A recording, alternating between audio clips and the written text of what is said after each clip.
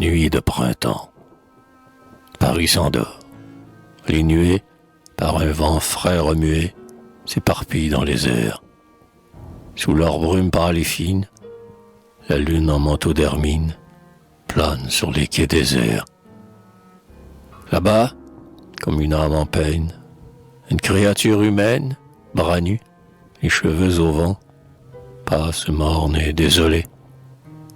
Là-bas, dans la contre-allée, près d'un grand mur du couvent. Un jet de gaz l'illumine, sa tête est presque enfantine. Mais à la molle rondeur, des seins gonflés sous la bure, on devine qu'elle est mûre pour l'amour et la douleur. Les mains sur son sein pressé, les paupières abaissées, sur des pleurs lents à jaillir.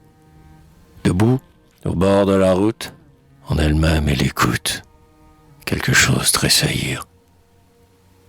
Oh mystère, quelque chose qui palpite, vie éclose dans l'être déjà vivant.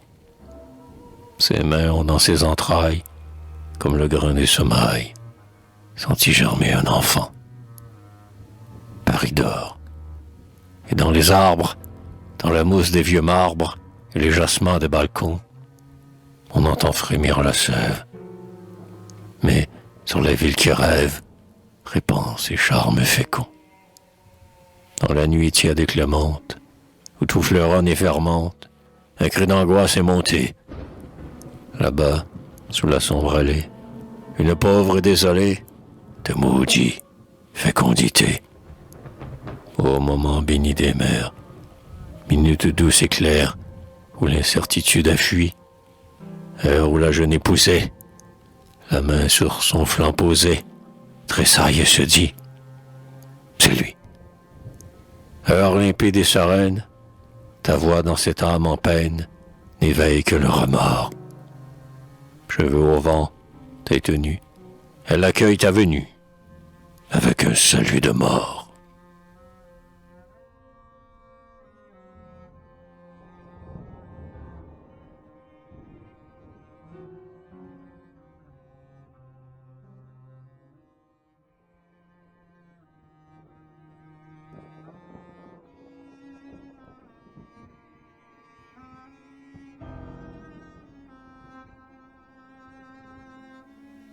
Le rossignol chante.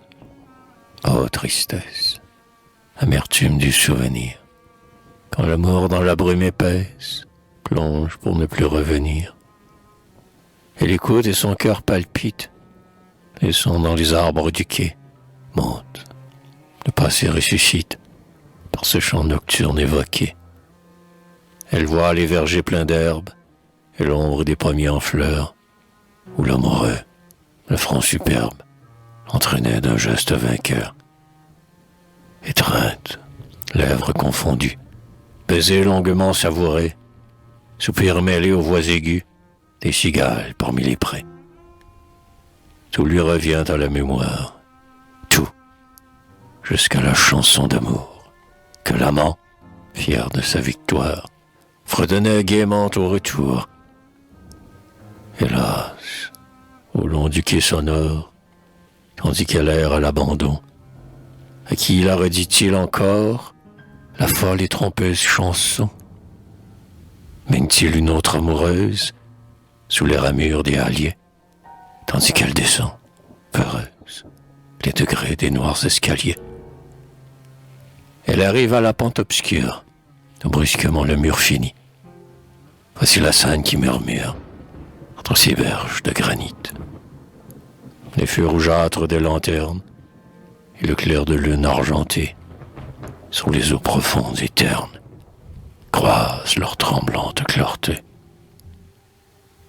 Dans la rivière illuminée, on dirait les reflets joyeux d'une fête étrange donnée par des hôtes mystérieux.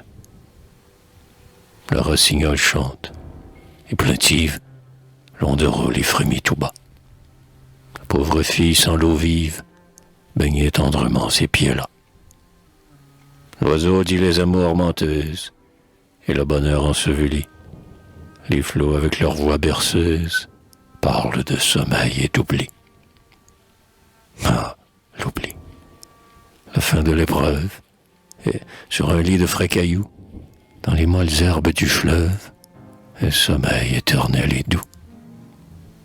Au bruit d'une chute soudaine, un sourd jaillissement répond, et l'onde qui bouillonne entraîne un corps sous les arches du pont.